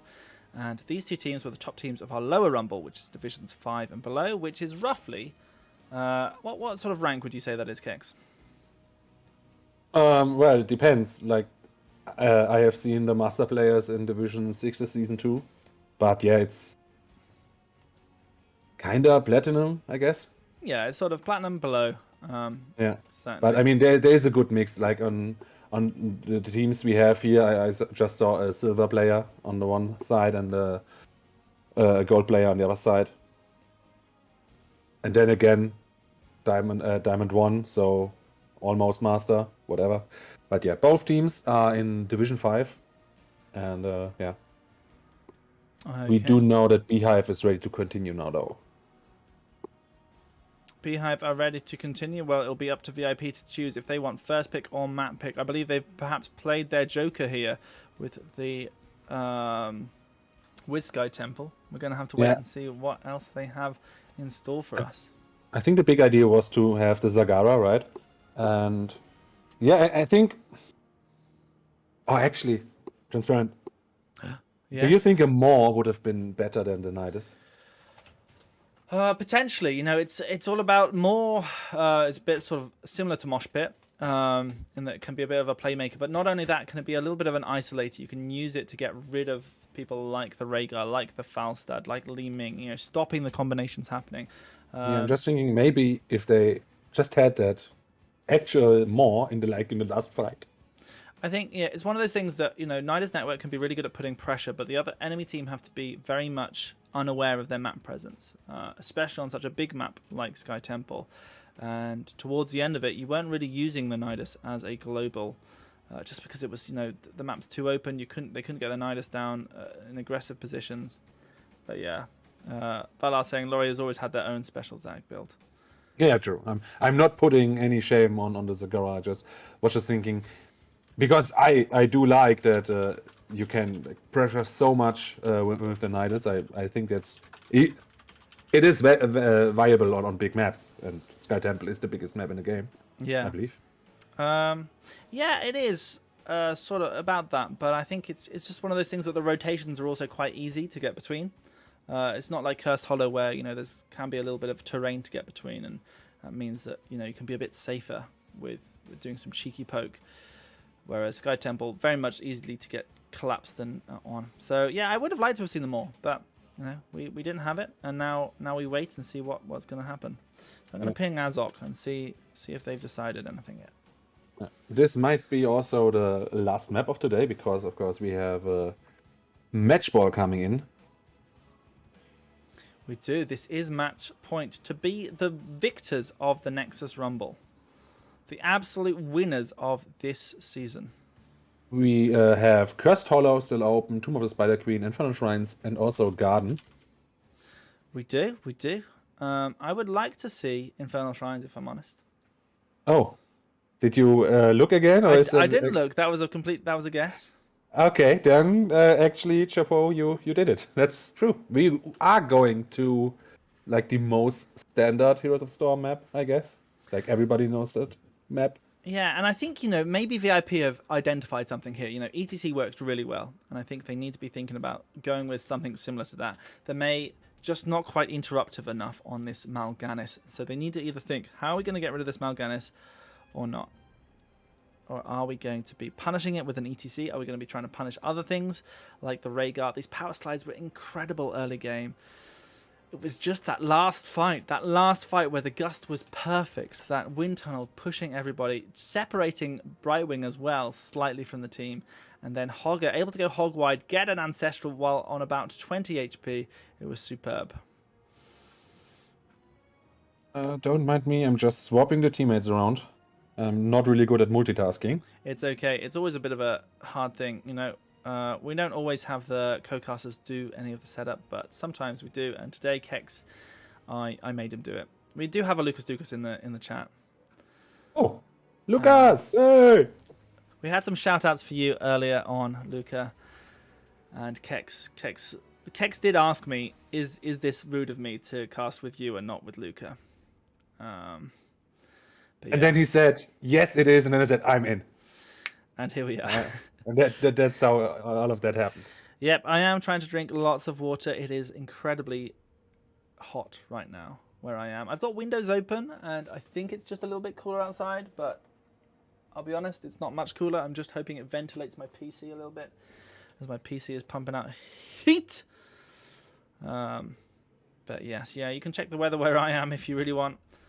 I won't give you my postcode, but I will tell you I'll tell you my weather right now. If I go to the BBC website, everyone loves the BBC weather. Of course. It currently says it's 18 degrees, but I don't know that that's true. Oh no, it's currently 27 degrees. There we go.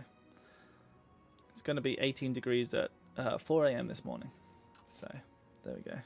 Not too bad, not too bad. Tomorrow. That's still acceptable. Tomorrow is up to 30 degrees.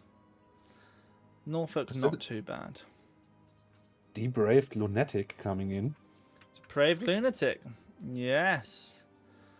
Yeah, I believe they had a sub. You see, Depraved lunatic now is here to bring the pain for Beehive.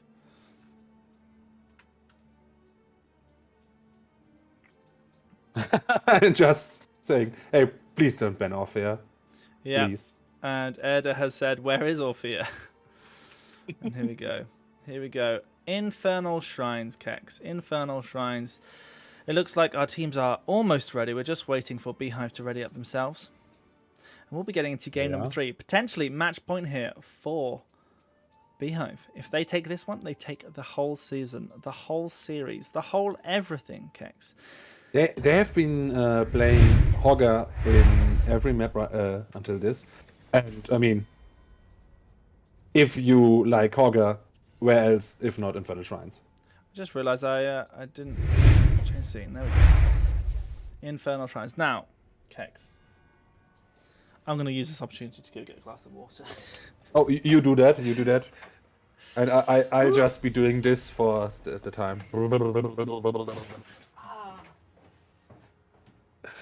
All right. Yeah.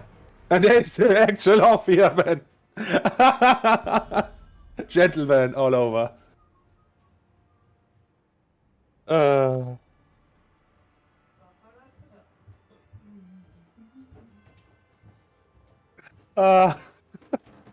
I was okay. So I guess the deprived lunatic is off via OTP.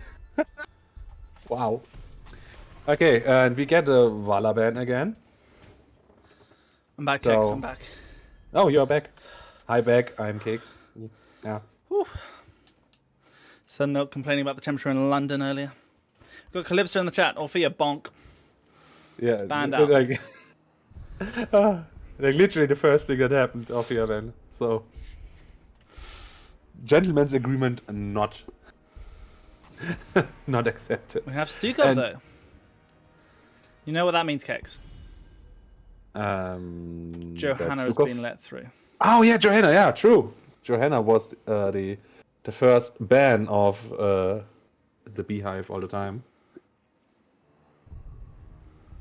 And what else? Does that mean will we're going we to see VIP with Johanna, or will Beehive actually pick it up first pick here? Because they first picked Rhaegar previously. We're going to have a ban on Johanna, It's though. gonna be the I think they should have banned Rhaegar. I think Rhaegar is just having too much of an influence on the whole games, like until now. The thing is, this is now also a great map for bruisers. You know, it's a good map for Jahaka, it's a good map for Sonya, it's a great map for Blaze as well, as you mentioned earlier. We could be seeing a lot of things here popping up for VIP or any of the bruiser players here. It's gonna be Lyric. Yeah, Lyric actually also good on Yeah, this map. not one I thought they would mentioned. go for Hogger though. So to me, this instinctively says Cho'Gall. Okay. I gave I mean, so, I'm just gonna note it down. I'm just gonna note that down. So yeah, they're gonna pick like, you know, some random stuff now. You go Cho'Gall in the 2-3 picks. You ban the Anubarak. And they now go for an Alex Raza. Just you know, on this map, you want to have the dragon. Yeah, we're not going Cho'Gall at all. If they do go Cho'Gall, I will come to. Okay. Okay, I guess that's over then. Still could happen. Brightwing with Cho'Gall is not terrible. However, I do think, you know, we're probably not thinking about it anymore. There's going to be a Diablo ban. I'm certain of it. Brightwing obviously been here. We have the Kel'Thas once again. It could be that actually we see the ETC being banned out. Asmodan obviously are very much more of a siege-heavy composition. I just have to say something like, I hate Asmodan. I really, from the bottom of my heart, I really can't stand it. Sunmilk calling out the VIP. We're going to steal the Hogger, and then the Mal got there. What's the prize pool? What is the prize pool? For the Nexus Rumble, currently is just Glory. Glorious glory. Yeah, in terms of trophies at the moment in Heroes Lounge, we are having a little think about things. So I might be able to wrangle some trophies for the Nexus Rumble, but we'll have to wait and see. If you win a division, though, you can get those medals, which are nice. Yeah, very nice. We see the May band out here. Diablo has been let through. Diablo is open. Leoric, though, was picked. So if they want to go Diablo, they now have to go Diablo and Tychus together. Otherwise, you're gonna have some problems. You know, they've let the Diablo through because they are prepared for it. Because they are prepared. Deathwing comes out. Deckard Cain comes out. All right. Interesting stuff here, Kex. Interesting. I like it. Oh, there's this. I did not expect that at all. Is Deathwing good on the shrines? I mean, he can do his puddle. So Deathwing's an okay pick, but I wouldn't say it's superb. You know, maybe they were considering the worry of Leoric and Deathwing being a thing, but they've already got Asmodan. It's not, you know, having both Asmodan and Deathwing would be a lot of slow damage. We do see a Tychus being picked up here by Bedril, as well as a Muradin by Danny. Meaning that Mad Leoric and Tychus against Deathwing. It's gonna be hard. Yeah, you know, letting that Tychus be picked up really has sort of made it hard to go either with a Diablo even, and obviously that Deathwing's going to have a little bit of struggle. Madmorph could go for an ETC, or an Anubarak would be perhaps favourable here. And It is gonna be the Anubarak. I'm a smart boy, Kex. I'm a smart boy. You have proven it yet again. This is why they should have banned the Anubarak and gone Cho'Gall. It would have worked out great. It would have been awesome. But there we see it. There's the draft. Predictions are available. You've got about 6 minutes to get your predictions in. VIP currently leading with the predictions. Oh, no, sorry. Scrap that. 20k has just been dropped on the predictions. I assume by Heroes at School. But, yeah, obviously, the other smart boy here, aside from you. I mean, Beehive, they've done fantastically all throughout the Nexus Rumble. VIP have struggled to take them down a peg at any opportunity. Last map was probably their best opportunity, and still Beehive came out on top. This is going to be a tough one. I don't want it to be a 3-0 shutout, but the draft on the side. You know what, actually? I do actually prefer VIP's draft. You do? I do. I think the Kel'Thas, the Hogger's great. The I have to go for VIP 2 because my hatred for Asmodan is just too big. I could never support him, so... But here's the score saying Tychus and Leo into Deathwing. It's too much as we go into game number 3 here on the Nexus Rumble. And in the blue here, trying to fight for their lives, it is Azog 533 on the Decad Cane, Supernova on Kel'Thas, Madmorph on Anubarak, Deathwing played by Larthalion, and Depraved Lunatic on that Hogger. They are Vacation in Purgatory. On the other side, we have Beehive. They are 2-1 in the lead. They want to close the deal here now. We have Danny on the Muradin. We have Erde on Leoric, Sajik on the Asmodan. And of course, Suva on the Brightwing. And Beedrill on Tychus. I forgot Tychus. Yep. Asmo already sending out some globes of domination, but no stacks just yet. I will now go and get something to drink. Do it, Kix. Do it. As I slipped away in the draft, I will continue our casting here. As we have a very interesting Perfect Storm coming out from Muradin. Auto attacks is going to be quite tricky into the team. You know, Anubarak's not a big one for standing around and auto attacking. We'll see what happens here. Larthalion going for a bit of clearing of the waves here, but will now face Bedrill as they on level 1 went for the grenade talent. No auto attacks here. Not trying anything fancy there. Meanwhile, on Larthalion's side, they've gone for Molten Blood. So they really want to keep these armor plates up, and that will help them a lot in the sustain. Now, on top we have Depraved Lunatic versus Erde. Depraved Lunatic doing very well here on this Hogger, clearing out the wave, but Erde trying their best to zone off some of the XP, as well as put some damage back on Depraved Lunatic. But it's going to be a tight one here, as Zulwar has to use the phase shift to get all the way up to the top, which means here the blue team have a little bit of an advantage, and now they can pick off this bottom camp, have a bit of an asymmetrical advantage on the map. But it's taken them a long old time here, if I'm honest. Like, perhaps a bit too long. Just baiting the red team down onto that camp, maybe to try and decide something. But up in the top, Depraved Lunatic has to be careful, as still Brightwing and Leo are both here. Now, they will be doing this camp here in the mid lane. They have to think about clearing out the other enemy's one. They're getting some of the soak here. It's nothing too lost right now on either side.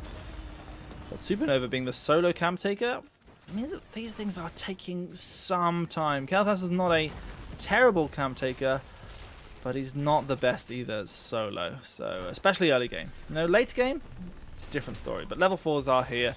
We've already got 50 stacks here from Asmodon. Yeah.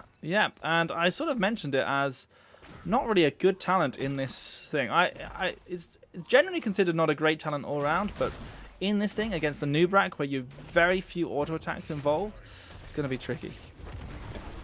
Now he only got he only got one auto attack in on the Deathwing.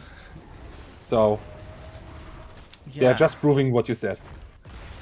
I mean, he's jumped in. He's gone for an auto attack here on a couple of things, but yeah, Danny not getting many auto attacks here. Only 6 additional damage on that Q. Let's see, what else do we have? We have Hogger bouncing around like crazy. By the way, is the Deathwing level 16 still banned? I believe so. Right. I'm not quite sure. Oh, good damage. Good stun once again from Supernova. Doing so good on these Kel'Thas's, and the chain bomb is incredible, splitting apart the enemy team, and it's putting, you know, Brightwing in a situation where they have to wait for so long to get everybody topped up. Meanwhile, the blue team can try and find themselves a little bit of additional minions here on this, and Erde, oh, it's a beautiful stun, and the Danny gets caught with it as well. The flames are on from both Kel'Thas and Deathwing. Double kill here for the blues. Kill it with fire. That's the slogan of the blue team here today. Really nicely done. Very, very nicely done. Absolutely.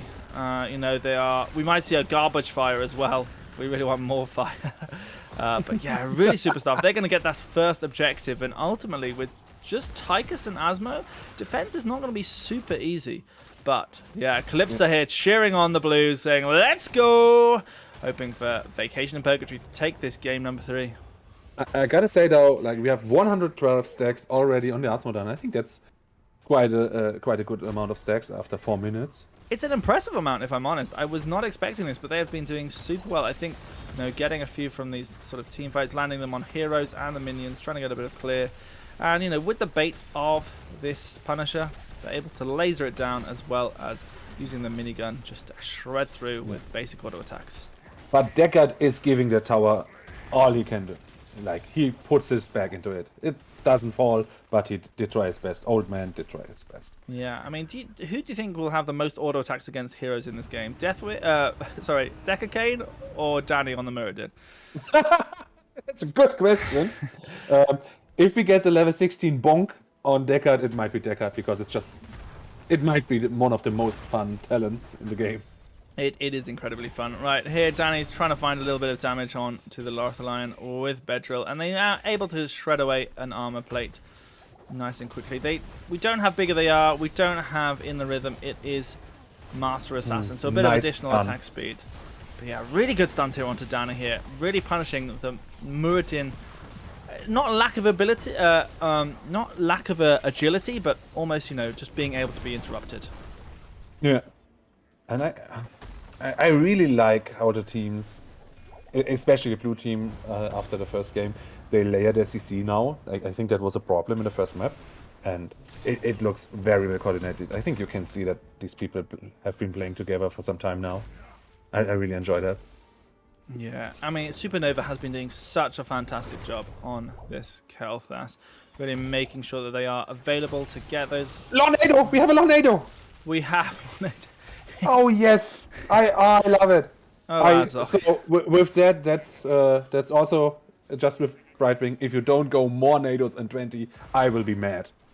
Like that has to be. I mean, it's such a good talent. The more Nados, it really can get a lot of value as well. And if you're just you want to push it against the Entomb and just get everybody out of it. Yeah, the other option is you could maybe try and use it as a cocoon. Azok always picking the other ult on every hero. Yep, not even Jugs. And when they play Lily, we've got some Heroes Lounge Pogs in the chat. We've got everything going on. Lornado here. Nothing else too surprising, but we do have the Tide of Sin. So this is a definite glow build here for the Azmodan. Not even trying to cheese any structures with the army instead. That's good for them. So some Beetles will tank the mid, so they might actually get the first 4 of the game. Danny coming in though. Have to be careful here. Supernova in such a nice stun. Bad situation. Depraved Lunatic is thinking about how are they going to bounce around, and there's no bouncing when there's a polymorph. You can't bounce as a sheep. Is that worth it? Do you think that's worth it? Getting the 4 but dying with level 11? So with 10 seconds left on the objective, it's hard to say. It's a very close call right now, just because death times are so low. But Hogger is one of those ones that you really want on the objective, and giving them an early lead on the other side of things is going to be painful, especially when all of their wave clear is bot, and Deckard Cain does not have the best wave clear by themselves. We have 17 auto attacks, by the way, already on Danny. So he is doing his job. He is hammering down on the blue team. Was it 17 auto attacks, or did they get 10 from hitting Depraved Lunatic before they die? Yeah, true. I forgot that how that quest works. I never play tanks. Sheep not jumping over the fence from entered it. You're absolutely right. You're absolutely right. So this sheep needs to get going up. But we see a lot of aggression going into this Kel'Thas. No, the glow quest is done, so they do have the shield. It's looking really good. The cocoon was there on the Tychus, stopping anything, but Danny just does fall. The Horrify Fear does try and come out from Lorthaline, but doesn't connect onto anyone. The Odin is still there, though. He can still put a lot of damage on Supernova there. Yeah. They just don't want to commit, it seems. And they're trying to sort of snipe away some of these minions. There's 10 seconds left until Muradin can waddle all the way back.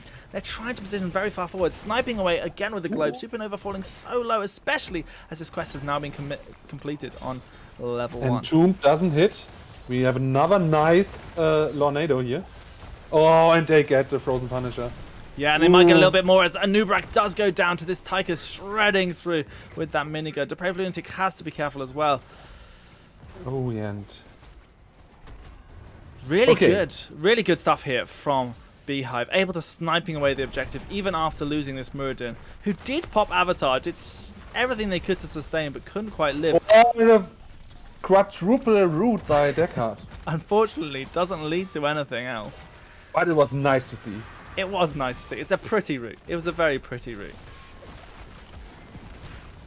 Now, Frozen Punisher, of course, being the perfect John Cena that the red team needed here. Like, get behind, please. Let Laura alive.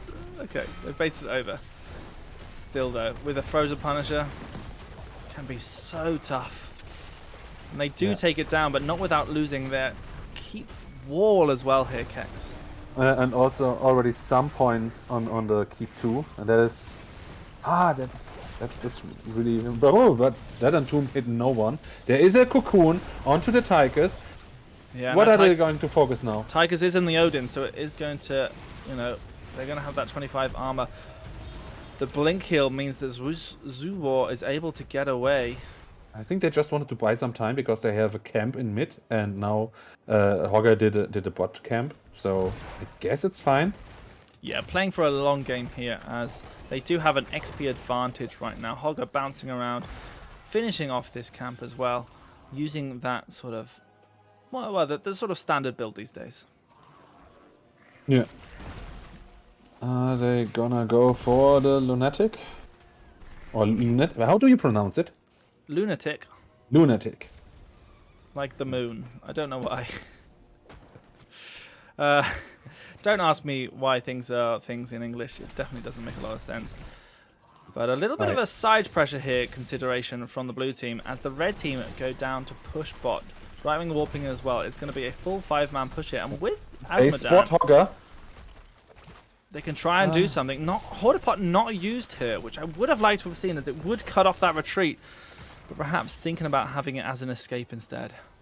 I think Deathwing is in the air right now, so yeah, you have of course always to reconsider that there is like this short channeling time for Deathwing to go and then to land. So And land he does. As there he is. Kex there, they're trying to combat what has just been pushed in the bot lane, and this looks to be more successful here for them as the red team are having to deal with it. So having, not quite defended, they did defend successfully here in the bot lane. They've able to put a bit more aggression and claim another structure here. Really good use of macro by the blue team. Playing this map almost like a Sky Temple. And it's a really good stun. Oh, they don't get the camp, but they get a lot of damage here. Their stuns are onto Brightwing and Muradin. It looks like Brightwing will go down, but no, 70 HP. They're able to live for just a bit longer, and Kel'Thas is the one that goes down. Brightwing does fall eventually to the Hogger, and now it's just a case of who can trade out the health bars the best. Another burrow charge here onto Bedril. They're underneath the fort, and they're looking to be focused down by both lasers from the fort and also Zajic. A trade for a trade once again, and Hogger goes down to the Leoric damage. Larthalion can't really escape. They have to use the fear here. Azok is in a solo fight against Urda. It's going to be a 2 for 3 that actually is in the favor of Beehive. It was such a nice fight. Like I enjoyed it from the very beginning to the end, and I like all the time I thought, okay, now they got the kill. He didn't die, so they won. No, okay, the others got a kill, and I did you see how Brightwing died? It was, I assume, just a Hogger fun. No, Hogger just threw the loot horde. He killed Brightwing with the loot horde. It was so funny to see. Well, this Arcane Punisher is being farmed here now by Zajic. And they should be able to claim that. They should be able to push down this mid fort. They might think about trying to go for the bot one with the global pressure of Brightwing, but it's not a great amount of pressure.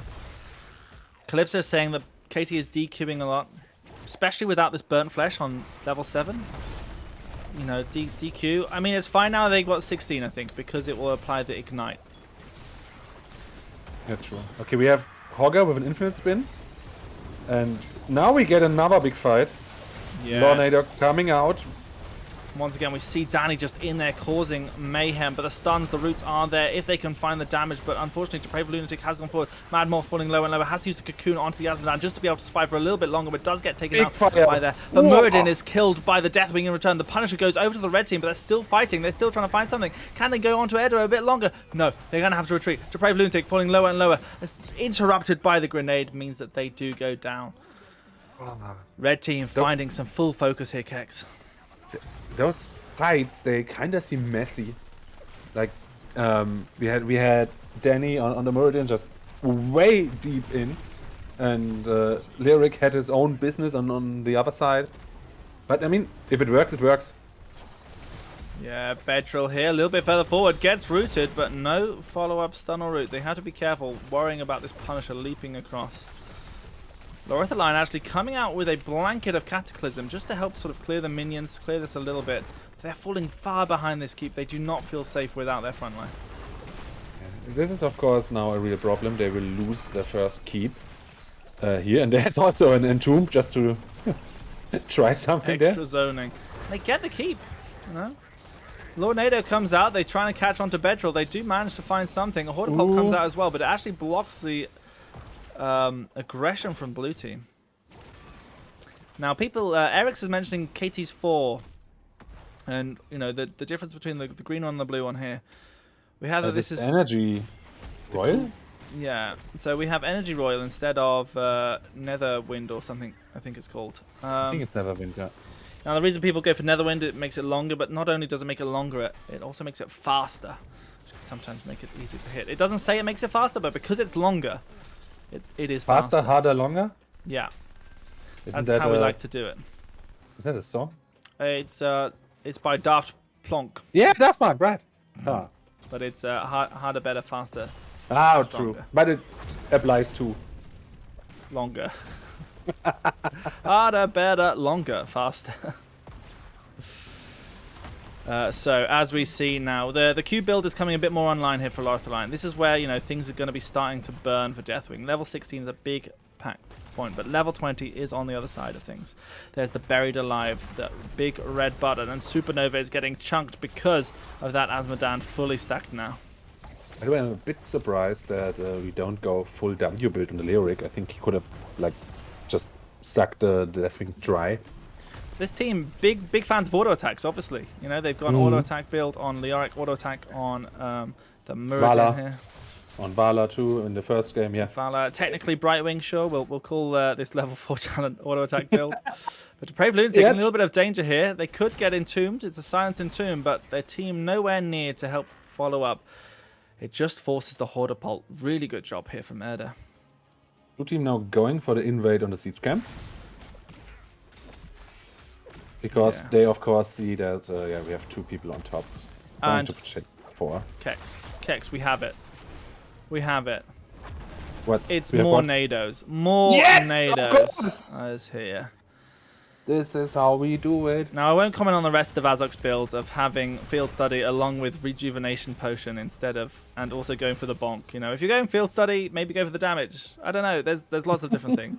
Who knows? I mean, with all the roots he hit, like that would have actually, I think he could have done so much. Also, not Shielding Potion. Instead, it's the Rejuve Potion. So many things, Azok. I'm going to have words with you. But either way, we're not here to comment about builds. We're here to comment about gameplay and what these rotations are like. And the blue team are doing very well, really, right now. They're in a good position, but they have to be careful as this red team camp is up on the top. The Lornado comes out. It's not a Mornado, but there's a second one, and that is a Mornado. That's hitting some people. There's another Lornado available for Azok right now, and it comes down here. Oh, but Azmodan is just so toxic on this map. 1 Q and he got like 9. Oh, but there's the damage onto Zwistar, and that is what we're seeing here. Just another one of those, but Mad Moth is in such grave danger. They get deleted. Good stuns here coming out from Danny, really forcing the issue here, meaning that now Zwistar goes in, has to save, go for Urja, but it's going to get killed themselves. Hogger goes down on the other side of things, but Leoric goes on the others. It's a 2 for 2. Supernova in a little bit of danger here from the big red button of Bedrill, and out comes the globe. It hits and just deletes the shield that Supernova had. Meanwhile, the top keep goes down to the red catapults and the camp, and red team are going to be picking up this objective on the final standing keep of the blue team. So yeah, as the blue team, what do you do now? I mean, you have to set up for keep defense. So you have to The enemy clear. might 39 it. They do 39 it, so they get a lot of camps. I mean, when I say a lot of, I mean the 2 that are available. Yeah, 39ing it here is it's okay. You want to sort of they're hearthstoning Zajic back, which I don't really agree with. I think they should have kept Zajic back. You know, they're going to have Brightwing coming soon, who would be able to teleport. Although I think they used their teleport quite early, but they should have about 15 seconds left on it. Leoric, of course, coming back right in the fight, and there they go. They use it now, but they could have done it a little bit earlier for when Brightwing was sort of immediately back. They could have had everyone there suddenly on the gate. Yeah. And now, here we go. It might as well be the last team fight of the entire series. Hopefully it won't be. And Deathwing is going up. Okay, he's in the sky now. Just raining down the meteors. The blue team are not just defending this keep, they're defending their tournament life here. And the Anubrag goes down. The Lornados are coming out. Deathwing descends from above, but they need to find something special if they want to remain within a chance of being the Nexus Rumble victors. Out comes the Hog Wild, but they're just falling lower and lower as shredded to bits by Bedrill. 2 for nothing. The big red button is and GG here, is Kex. called already by Azog. It was a good, solid effort. They tried hard. Lorthalion really looking to maybe put a bit of pressure on the back line, but ultimately is getting shredded by just the Punisher and this Tychus. Able to survive for a little bit longer, but GG, well played. And in the series, the championship goes over to Beehive. Yeah, Beehive, in the end, winning with a clean 3-0. Yeah, I mean, the second map could have gone either way, but it was really, really dominant, like in the first and the third game. So, well-deserved winner of the Nexus Lore Rumble. Is it season 18 then, or what did you say? Yeah, the season 18 Rumble. It's not the 18th Rumble we've done. I think it's the 6th one, but it just got a bit tiresome labeling them all. Yeah, true. I mean, I have to do a lot of admin in the back end, and at one point I was just like, I'll just start numbering them. But yeah, Beehive taking the victory here. I mean, really well done to them. Is Udall here too? No, I'm afraid not. But it's me and Kex here today, and we've had a great time. We are kind of a budget Udall, if we band together. No, Kex, you're a better Udall. Oh, You're here enjoying the game just as much as the rest of us. We're all equal here on the Nexus Rumble, really. I would, maybe say we could have a winner's interview, but I think everyone's quite warm, quite tired. Thank you very much for joining us, everybody. I'm incredibly warm, Kex. all right. I think I after now like some hours with you, I think. Are you sweating? Are you warm? I'm not sure. This is all light colors. This is not a dark top. I mean, it is a dark top, but no, I am well sweated through. Please, everybody, make sure you stay hydrated in the heat. Look after yourselves. I'm glad for everyone who has enjoyed the cast today, everyone who came over from Copenhagen, everyone who just turned up naturally. This is Nexus Rumble. We'll be having another grand final next Monday between our 2 top-level teams. There's one Division 1 team, one Division 1 Plus team as well. So be sure. Does this upload to YouTube? This will be uploaded to YouTube at some point, if either I remember or Poppin' Fresh remembers. But yeah, Kex, do you have anything you'd like to shout out before we head off? Nothing particular. Shout out to Heroes Lounge, of course, to you, and the very most important thing, shout out to Luca. Yeah, that's all. And a big shout out to Heroes at School for gifting 11 subs today. Really, really fantastic. Really is nice to have some big support here for the stream and the Nexus Rumble. But we'll see you next week. It probably won't be Kex, but it will be me. And we'll have our Upper Rumble Grand Final coming to you right then. Don't miss it. Monday, 20 CEST. Goodbye. Bye-bye. Welcome to the Nexus Rumble. As Vidra is falling lower and lower, and Mad Morph is going to try and get that down, but no, Lucy is there with the healing, gets silenced, gets slowed himself. Vidra is able to get away, Tetracell as well. Red team really able to turn around. There's the taunt. Galgar is going to possibly fall themselves, but no! Instead, it's alright. He's gonna get taken out by Johanna as well. Pushing in, but Vitra now. Vitra Frost coming in, and Johanna is getting bursted. But the counter hit against Jet, immediately the taunt works going in onto Woozer. He's dropping low with his dead life. He does for now, but no.